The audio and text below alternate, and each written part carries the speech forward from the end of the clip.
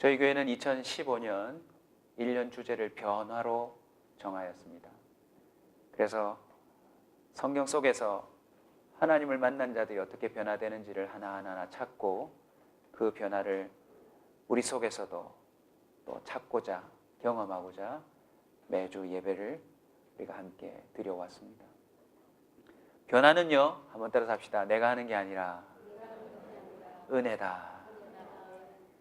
예수 믿는 사람이 참 많지만 예수를 진정으로 믿는 사람은 변화를 통해 그 믿음을 확인할 수 있습니다. 그래서 변화는 내가 하는 것처럼 사람들은 말하지만 은혜인 것입니다. 12월 한 달 이제 남았습니다. 오늘 첫 주인데요. 마지막 12월의 변화의 주제는 뭘까요? 마무리입니다. 마무리. 예수 믿는 사람은 마무리에 변화가 일어납니다. 왜냐하면 예수님이 이 세상에 모든 흐트러지고 어그러지고 엉망진창이 된 것을 마무리하러 오셨기 때문에 그렇습니다. 그리고 결국 예수를 만난 사람은 예수님의 십자가 사역과 부활과 승천과 그리고 장차 오실 재림으로 인하여서 그 인생도 반드시 아름다운 마무리를 하게 될 것입니다. 여러분은 마무리를 잘 하시는 편이세요? 아니면 마무리가 안 되시는 분이세요? 네, 이럴 줄 알았어요. 이럴 땐 아멘을 해야 마무리가 되는데 지금 아멘도 못 하시잖아요. 다시 하겠습니다. 마무리를 잘하는 편이세요? 마무리를 못 하시는 편이세요? 네, 잘하는 편이 되실 거라고 믿습니다. 여러분 때문에 제가 당황해서 말이 안 나와요.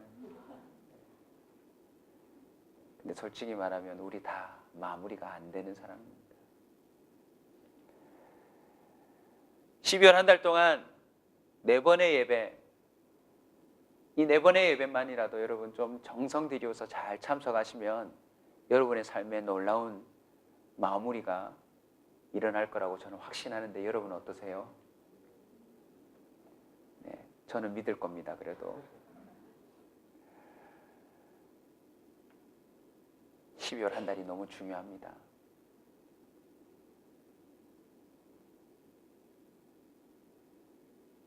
송구영신 예배가 우리에게 또 한 번 주어질 텐데 그때마다 저는 빠지지 않고 여러분에게 선포하는 게 있습니다. 올해 한 해 살았던 것은 하나님의 은혜입니다. 그리고 내년에 살 것인지 안 살 것인지는 오직 하나님 손에 달려 있습니다. 그리고 또 새 한 달을 맞이할 때 첫날과 그리고 그 한 주간, 그 한 달은 너무나도 중요합니다. 왜요? 그 해에 우리 부모님이 돌아가실 수도 있고 그리고 나 자신이 마지막 해가 될 수도 있다는 것입니다. 야고보서에서라고 하는 성경에서 말한 것처럼 해가 주어지면 1년 어디 가서 난 장사해서 돈을 벌 거다 이런 계획 좀 세우지 마세요. 여러분, 시간은 하나님 겁니다. 우리는 언제나 하루하루를 잘 마무리하려는 자세를 갖고 살아야 합니다. 마무리라는 주제를 묵상하면서 준비하는 가운데 좋은 기사 하나를 발견했습니다. 좀 오래된 기사이지만 동아일보부터 시작해서 그 당시에 좀 주요한 신문에 다 기재되었던 기사이기도 합니다. 여러분, 암자를 갖고 있는 스님을 무슨 스님이라 그러죠? 주지 스님이라 그럽니다. 주지 스님. 한 주지 스님이 12월 30일 날 입적을 하셨어요. 불교식으로 입적이라 그러죠. 우린 소천이라고 하는데 소위 열반에 이르렀다 뭐 이런 표현으로 사용하는 말입니다. 언제 죽으셨어요? 12월 30일 날. 한 해 하루를 남겨놓고 돌아가신 거예요. 그러니까 그분은 그 해에 1월 1일 시작할 때 벌써 뭐로 정해진 거예요? 그 해에 죽기로 정해진 거 아닙니까? 근데 놀라운 사실은 돌아가시기 전에 며칠 전에 기독교로 개종하셨어요. 지금 여러분 별로 놀라지도 않는데 그냥 보살이 아니고 파계승도 아니고 주지 스님이 돌아가시기 며칠 전에 기독교로 개장했다니까요. 그것도 주지 스님이. 이 말을 제가 바꿔보면 좀 여러분 좀 놀라실 거예요. 주지 스님을 어떻게 비유하면 좋을까요? 개척해서 그 교회가 마치 자기 건처럼 살아온 담임 목사가 송구영신 예배 하루를 앞두고 다른 종교로 개종했다. 여러분, 큰 사건 아니에요? 근데 더 놀라운 건요, 그분이 30일 날 돌아가셨는데 12월 19일 날 자신의 암자와, 그 암자 이름이 보리암이에요. 보리암. 네, 제가 볼 때는 갈보리암이었는데 원래 모르시고 보리암으로 짓지 않았나 싶습니다. 11일 앞당겨진 11일 날 그 모든 암자와 자신의 전 재산을 구미시 대한예수교 장로회 합동측 노회에다가 기증을 다 하셨어요. 돌아가시기 10일 전에 등기부 등본까지 다 옮겨놓고 기독교로 개종하고 돌아가신 거 있죠. 근데 더 놀라운 사실이 있어요. 그 스님 이름이 박기봉이에요.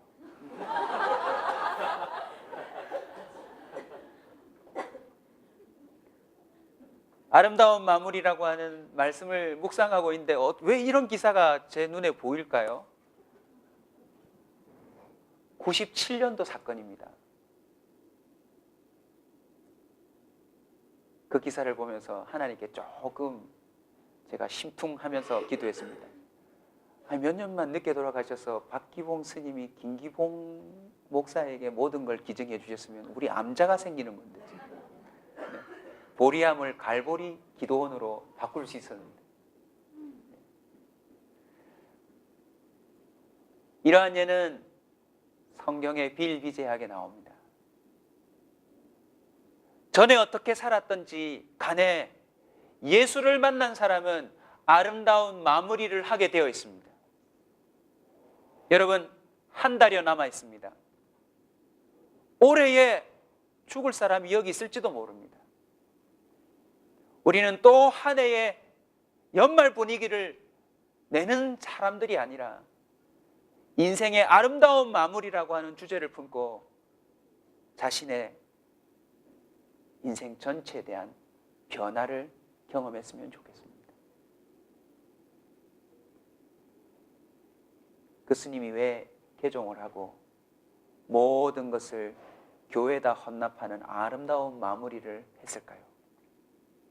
분명히 그 절에 속한 보살도 있고 그 절에 와서 천번절을 하며 기도 도량을 쌓은 수많은 사람들이 있을 텐데 왜 예수를 구주로 영접하고 교회에다 그 모든 걸 바쳤을까요? 알고 보니까요, 그 스님이 암으로 돌아가셨대요. 그런데 교회 성도들이 그 절까지 올라와서 그 스님을 호스피스 해주셨대요.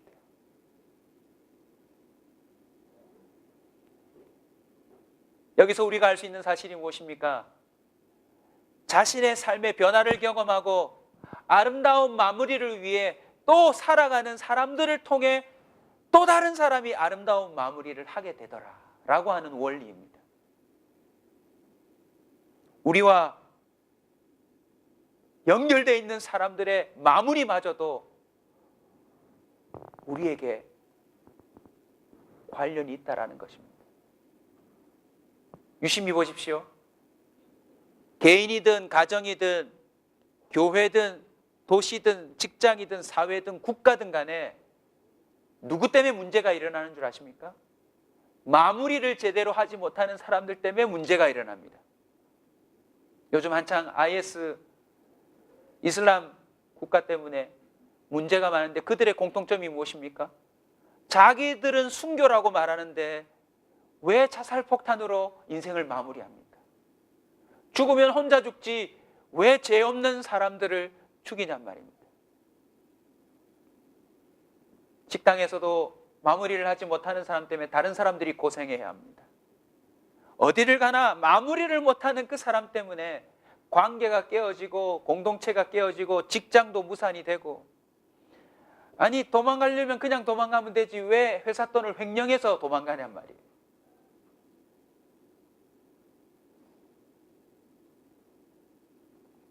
우리는 아름다운 마무리를 반드시 해야 합니다.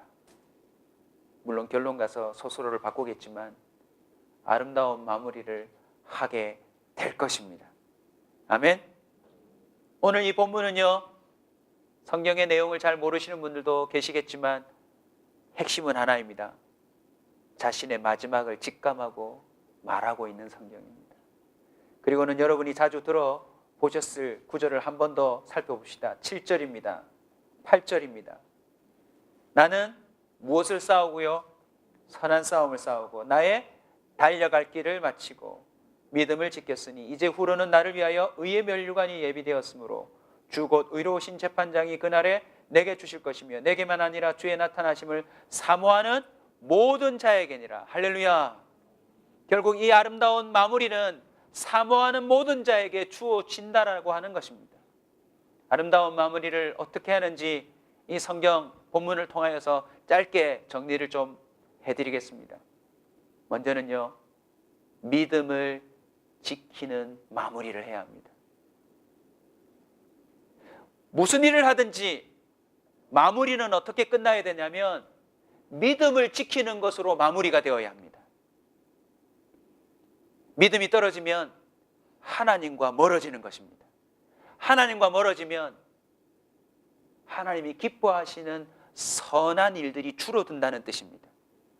물론 자기가 원하는, 자기가 믿는, 자기가 목표로 삼는 거기에 더 많은 것을 헌신하고 투자함으로 인해서 얻는 것이 많은 것처럼 여겨질지 모르겠지만 믿음이 떨어지면요, 죄와 악이 늘어나게 되어 있습니다. 그리고 그 죄와 악으로 인한 부산물들 때문에 본인이 치러야 될 대가와 형벌이 늘어나게 되어 있는 것입니다. 여러분,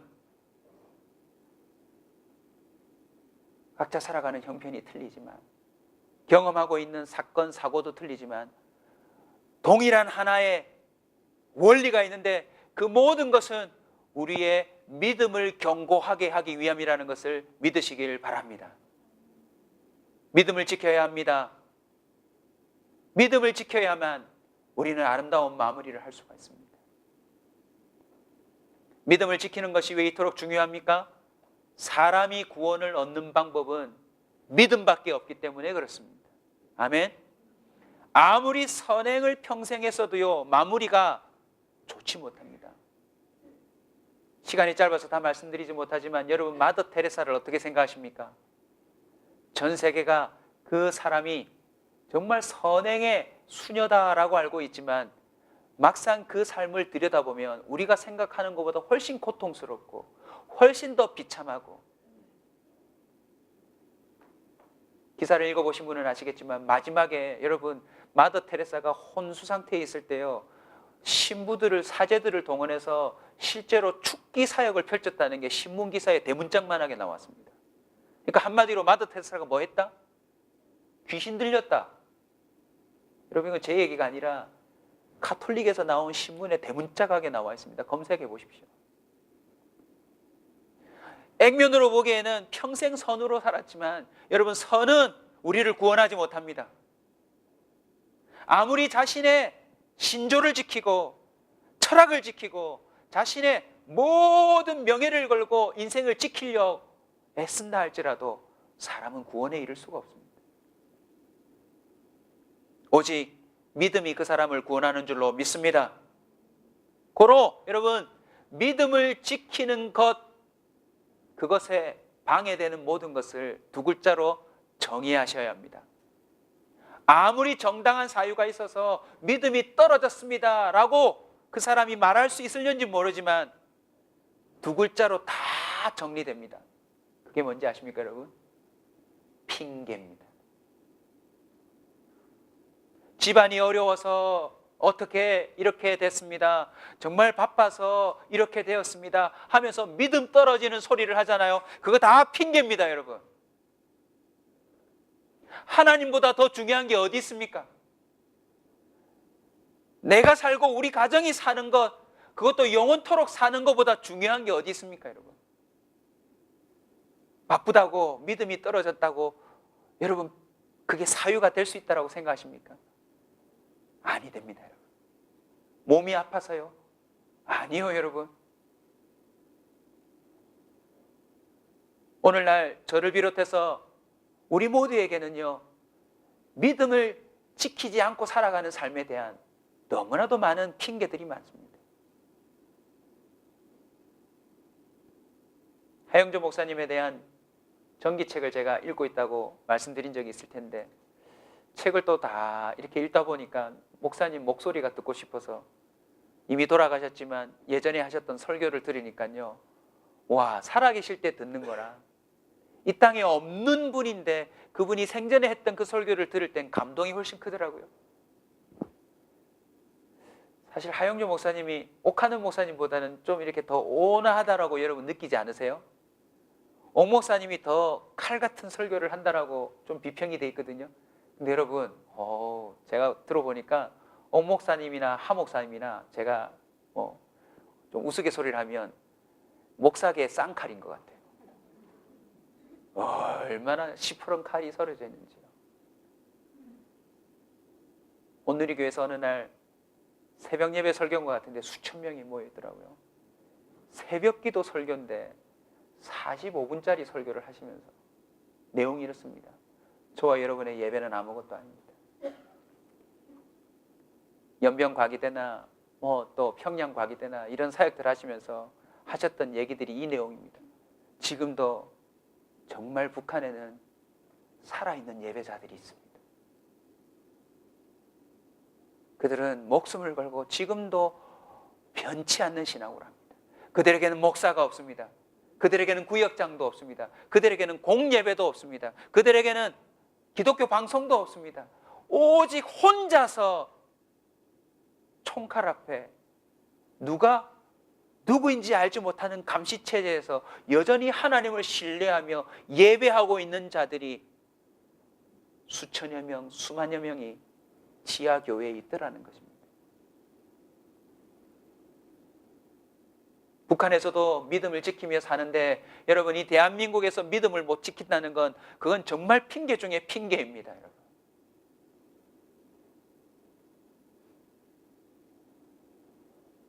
몸이 아프다고 신앙이 떨어집니까?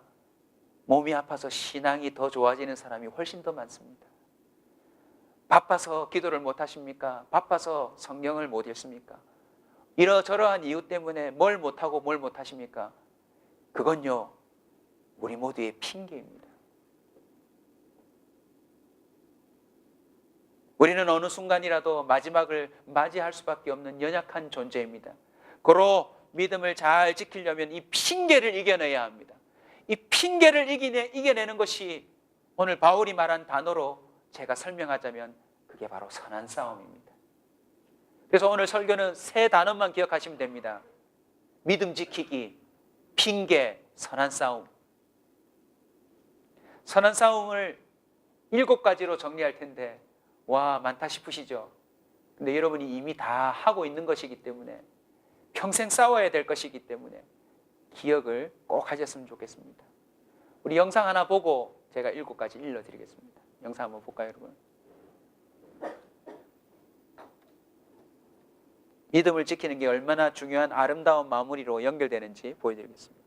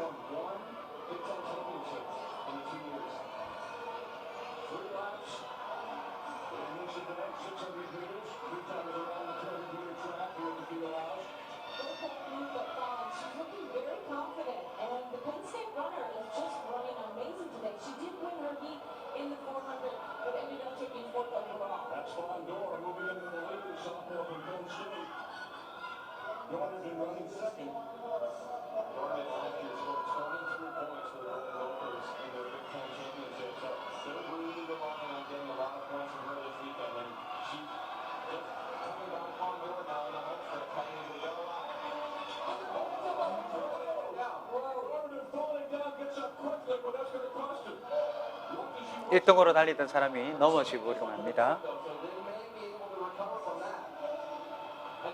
얼굴에 상처도 입었습니다.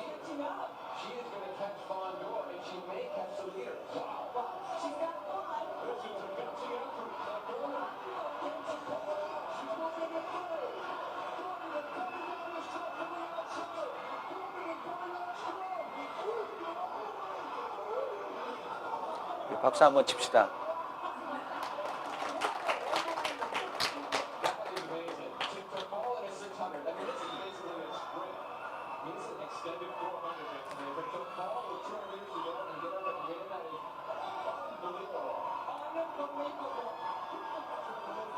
저걸 보면서 지금 우리나라 아니지 이러신 분은 없죠?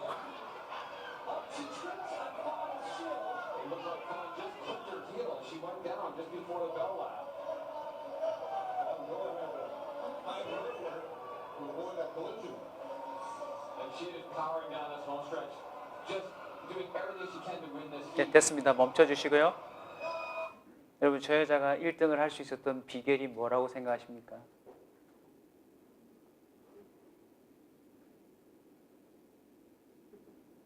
간단하지 않습니까?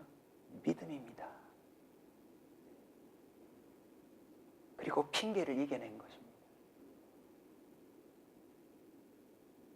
걸려 넘어진 상대편을 원망한 것이 아닙니다. 그리고 자기만의 그 순간적인 내면에서의 갈등을 싸워 이긴 것 아닙니까? 저와 여러분이 믿음을 잘 지켜서 아름다운 마무리를 하려면 핑계를 이기는 선한 싸움을 해야 합니다. 자, 선한 싸움 7가지 정리해 드립니다. 첫 번째는요, 말씀과 기도입니다. 이건 죽을 때까지 싸워야 될 싸움입니다. 좀 쉽게 표현하면 개인 경건 생활입니다. 아침에 일어나서 저와 여러분이 하나님의 말씀을 들여다보고 하나님 말씀대로 깨닫고 살겠노라라고 하는 기도의 삶을 포기하시면 여러분은 아무리 잘 살아도 아름다운 마무리를 할 수 없다는 걸 꼭 기억하셔야 합니다. 그런 차원에서 도전합니다. 여러분 스스로 자가 발전이 어려우시면 공예배, 새벽예배, 금요철야, 교회에서 공식적으로 하고자 하는 이 예배에 여러분 목숨 걸고 싸워서 나오셔야 합니다. 저는 개인적으로 전국 노동민총 이렇게 쟁의를 하는 분들을 볼 때마다 다른 것 말고 한 영역에서 존경합니다. 어떤 영역인 줄 아십니까? 싸워서 이기려고 하는 그 마음.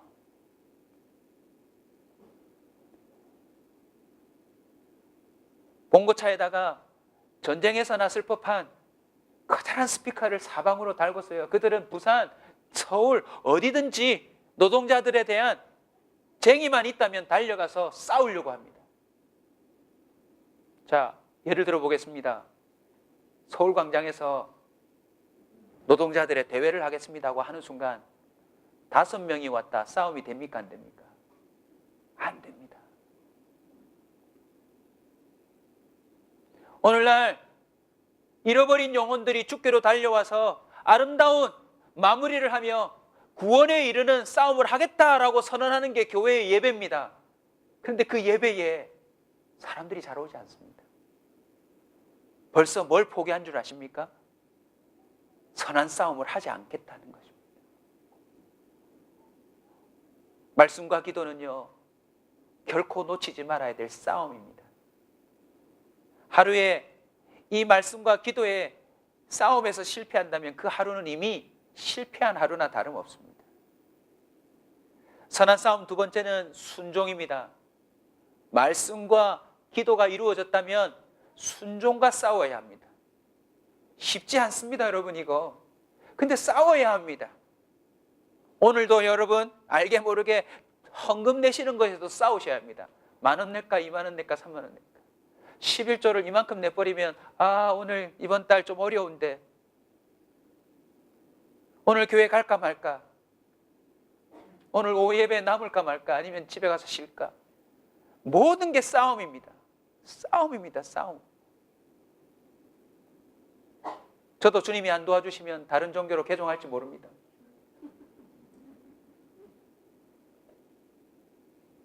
싸움입니다. 순종할지 말지.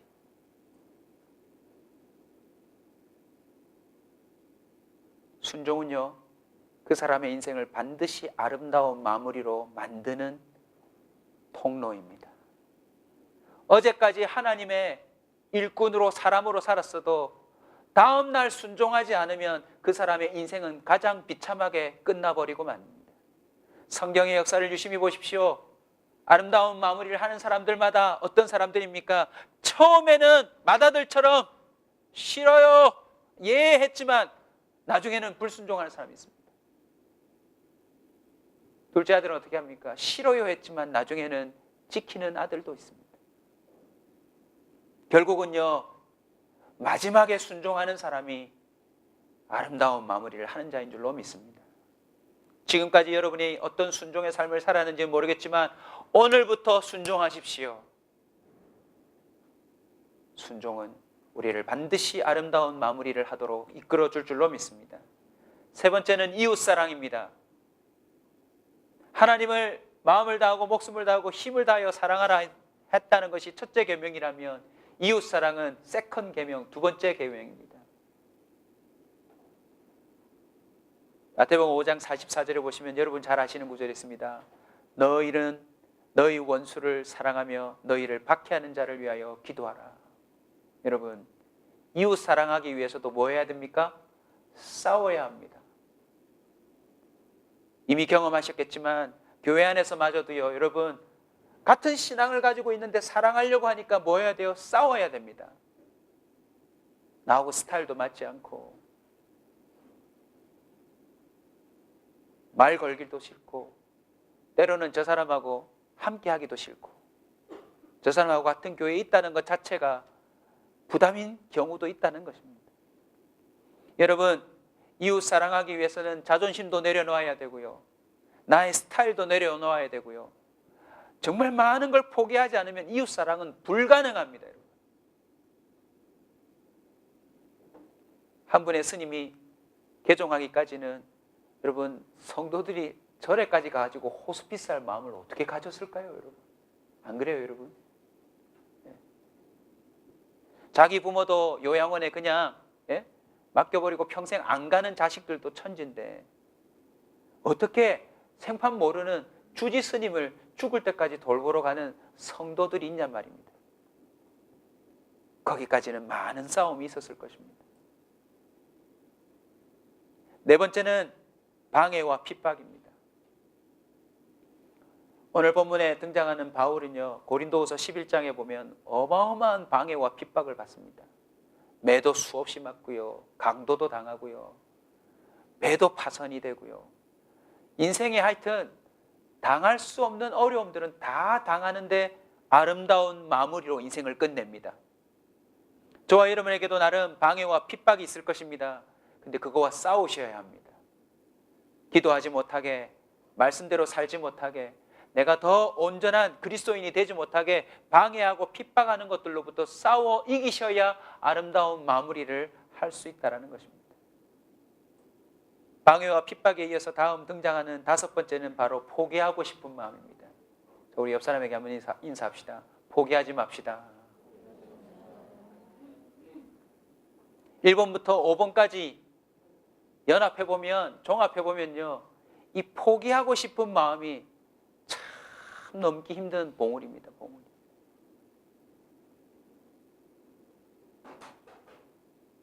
바울도 포기하고 싶었을 거예요. 그냥 여기서 끝내고 싶었을 거예요. 혹시 이 자리에 끝내고 싶은 분이 계십니까? 포기하지 마십시오. 어느 분이 그러시더라고요. 포기라는 단어는 김장할 때만 필요하고 인생에는 쓸데없는 단어라고. 믿음만큼은 포기하지 마십시오. 기도만큼은 포기하지 마십시오. 성경 읽는 것만큼은 포기하지 마십시오. 방금 영상처럼 넘어졌어도 실패했어도 주 안에서 믿음만큼은 포기하지 마십시오. 하나님이 하실 겁니다. 아멘. 여섯 번째, 일곱 번째가 사실은 다섯 번째까지보다 더 어려운 싸움입니다. 여섯 번째가 뭔지 아십니까? 더 나은 조건입니다. 더 나은 조건. 바울은 인생이 목이 잘려 순교한 것으로 나옵니다. 근데 그 와중에요,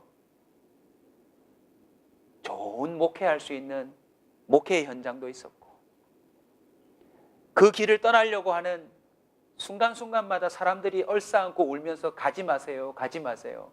가면 죽어요, 가면 죽어요. 우리랑 여기서 그냥 아름답게 신앙생활해요. 자신의 아름다운 마무리를 가로막는 더 나은 조건들이 참 많았어요, 여러분. 중간에 바울은 직접 고백합니다. 나 그냥 여기서 천국 가고 싶다. 하지만 내가 이 육체 안에 머물러 있는 것이 너희들에게 더 유익하기 때문에 나는 그래도 주님이 불러가실 때까지 내가 일을 하겠다. 저는 목사로서 많이 받습니다. 더 많이 준다는 월급, 더 좋은 환경, 더 좋은 제안들에 의해서 과감하게 믿음을 버리는 사람들을 말입니다. 주일 예배도 포기하고 직분도 포기하고 믿음의 사람으로 사는 걸 과감히 포기하고 더 나은 조건을 향해서 달려가는 사람들을 저는 보았습니다. 바울은요, 더 나은 조건을 포기했어요. 성경에 나오지 않는 거라 좀 조심스럽지만 바울은 평생 뭐로 살았습니까? 독신으로 살았습니다. 독신으로. 바울이 하나님을 위해 충성스럽게 살아갈 때 정말 바울을 옆에서 연민하며 사랑해주는 여자가 없었을까요, 여러분? 있었을까요, 없었을까요? 여러분, 바울 이름이 영어식으로 뭐죠? 발음으로 제가 좀 묘사할 테니까 이해하고 들으십시오. 바울이 정말 아름다운 마무리를 마치려고 모든 걸 끊고 달려갈 때 정말 바울을 신앙 안에서 사랑했던 여자가 나타나서 Hey Paul, don't go. Falling in love, Paul.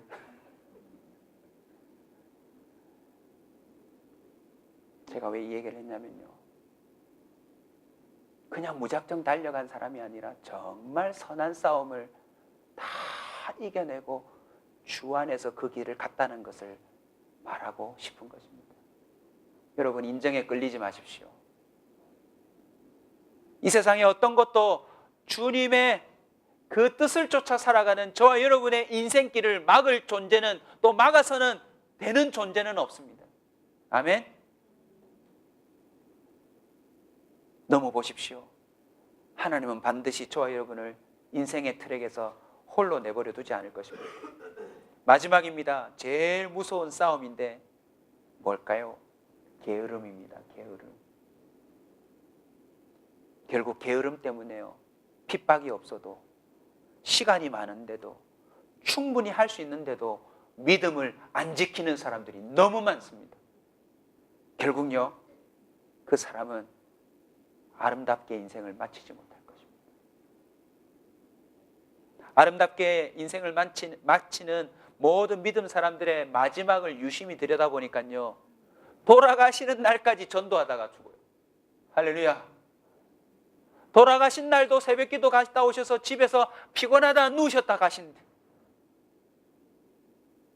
몸도 아프고 나이도 연로하고 힘든데 인생을 마무리하는 그 순간까지 자기가 해야 될 일을 끝까지 하다가 가더라는 것입니다. 에베소서 5장 27절을 보면 자기 앞에 영광스러운 교회를 세우사 티나 주름 잡힌 것이나 이런 것들이 없이 거룩하고 흠이 없게 하려 하십니다. 여러분, 하나님이 목표로 하신 아름다운 마무리가 뭔지 아십니까? 저와 여러분을 거룩하고 흠이 없는 존재로 끝까지 데리고 가는 거랍니다. 결국 구원에 이르는 온전한 그리스도인으로 세워서 천국에 이르도록 돕는 것이라는 것입니다. 오늘 한 본문 한 본문 여러분에게 구절구절 설명을 다 연결해서 못 드렸지만 바울의 안타까움이 무엇입니까? 대만은 세상이 좋아서 가버렸답니다. 분명히 나와 함께 있었는데, 나와 함께 하나님의 살아계심을 경험도 하고 우리가 가는 여정에 성령이 어떻게 역사하시는지도 보았는데 그들은 떠났다는 것입니다. 분명히요,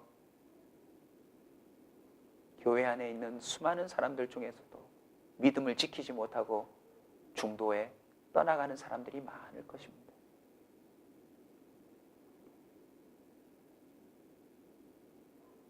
그리고는 바울은 이렇게 말합니다. 겉옷을 가지고 오고 두꺼운 가죽 성경을 가지고 오고, 그리고 올 때 누구도 데리고 오라고요? 마가도 데리고 오라. 마가가 어떤 인물인지 성경 배경 몰라도 이렇게 설명드리면 이해되실 겁니다. 마가는 전에 선교 여행을 떠나다가요, 분쟁이 있어가지고 완전히 찢어졌어요. 갈라졌어요. 다시는 얼굴 안 본다. 그런 관계였는데 바울은 인생을 마무리하면서 다시는 보기 싫었던 마가를 데리고 오라면서 뭐라고 말합니까? 나한테 유익하리라. 12월 한 달 기회를 드립니다. 2016년 바라보지 마시고요. 어그러진 관계, 틀어진 관계, 게으름과 온갖 핑계로 얼룩져 있는 여러분의 신앙생활 다시 다지셔서 2015년 중에 12월 한 달 동안 내가 생각해도 기특할 정도로 하나님과 가까워지는 12월 연말이 되시길 주의 이름으로 축원합니다. 여러분 오해하지 마십시오. 아름다운 마무리는 1등을 의미하는 게 아닙니다. 아름다운 마무리는 하나님과 동행하는 삶인 것입니다. 오늘날 수많은 사람들이 얘기합니다. 1등을 해야 마무리가 잘 된다고요. 그러나 안타깝게도 1등을 하려다가 도리어 하나님과 멀어지는 사람, 믿음을 잃어버리는 자들, 선한 싸움이 아니라 악한 싸움에 휘말리는 자들이 너무나도 많다는 것입니다. 여러분, 12월 한 달 동안 주님과 뛰십시오. 느슨해졌던 기도를 다시 매일의 삶으로 가져오십시오. 내려놓았던 믿음을 다시 가슴에 얹어놓고 하나님을 찾으십시오. 분주했던 삶 가운데 또 그냥 그렇게 한 해를 넘기지 마시고 하나님과 평생의 가장 친밀함을 경험하는 한 해로 마무리하시고, 하나님이 또 다시 한번 인생을 살도록 하신다면 죽는 그 순간까지 그저 하나님과 더불어 동행하는 아름다운 마무리를 경험하는 저와 여러분 되시길 주의 이름으로 축원합니다.